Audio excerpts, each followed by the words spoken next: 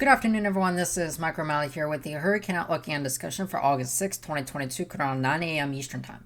We have a lot to talk about today, including a new tropical cyclone that could be forming across the tropical Atlantic over the next couple of days. Where will it be heading and how strong will it get? Well, let's go and jump straight into everything. But first, if you guys do want to go to support the channel memberships are now live. Just click the join button right here, and from there you'll be prompted to select a various amount of whatever category you choose, and you get certain types of perks from it. You can see here for the tropical storm, you get like a personal daily weather forecast. And for like the major hurricane one, you get custom severe weather alerts for your area. So if you do want to do that, the join button is right here. But for regular channel members, nothing is changing. Now, focusing on the tropical Atlantic this morning, we have a couple of things that are occurring today. First of all, we actually do have something to monitor now in deep tropics. We have a tropical disturbance, not over here, but this wave over here.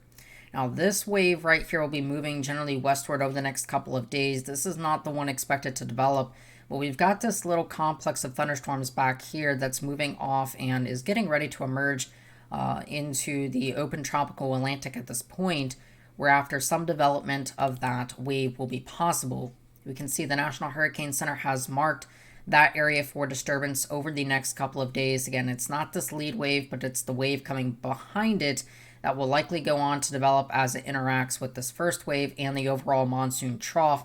It's kind of a very tricky evolution, but we are expecting that it will be moving generally west or northwest over the next couple of days, and development by mid to late next week is certainly possible.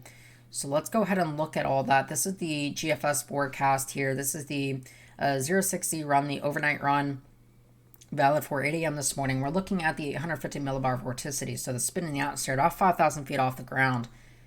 And what we notice is that this morning, again, we can see how this wave kind of emerges.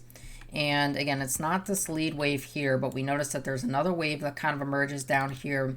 And that's the wave that ends up going on to develop. And it actually develops very quickly on the GFS forecast and has a bona fide tropical cyclone here by Wednesday of next week.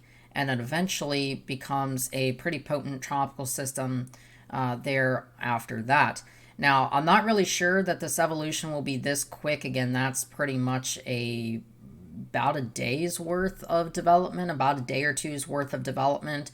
So I'm not really sure it's going to be that quick. But bottom line is we could be having a tropical system somewhere in here in the tropical MDR within the next couple of days. So we got to look at the overall environment. And for that, let's look at the relative humidity. Now, this is a product showing mid-level relative humidity from about 700 to 300 millibars in the atmosphere.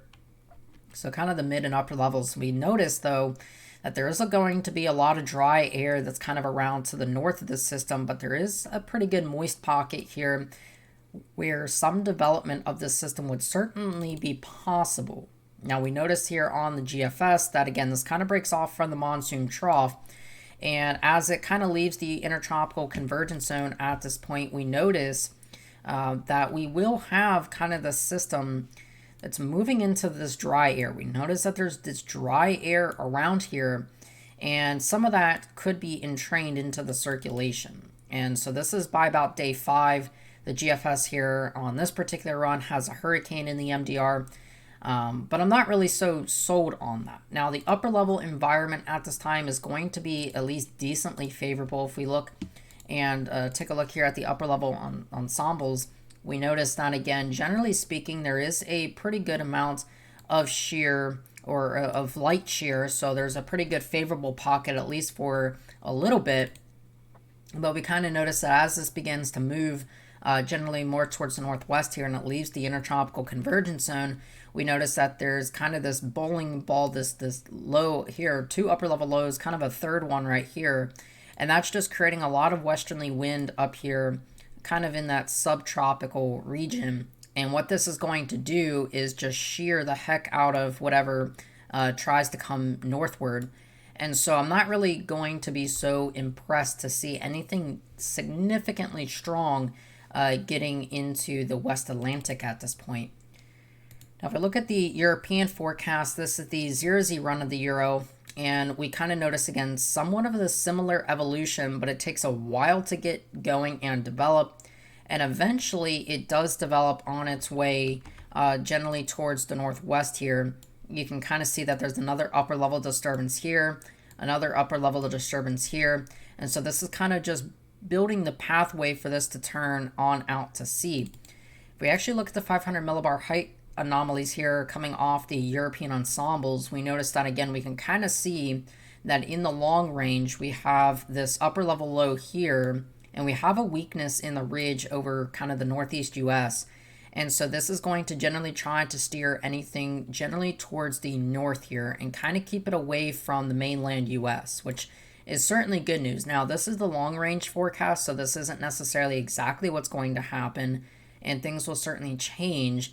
But overall, it seems like the pattern is going to favor, at least in this case, for a storm to potentially recurve on out here. But we'll have to watch this, because then back in the long range, a blocking pattern does set up. So if we theoretically were to have a storm in this region, it would kind of get trapped under here and sent back, to some area. So we'll have to watch this. Again, the overall moisture envelope here is going to be pretty favorable, at least for a little while. We can kind of see that there's definitely going to be increased moisture, and this moisture does make its way into the Caribbean islands as well.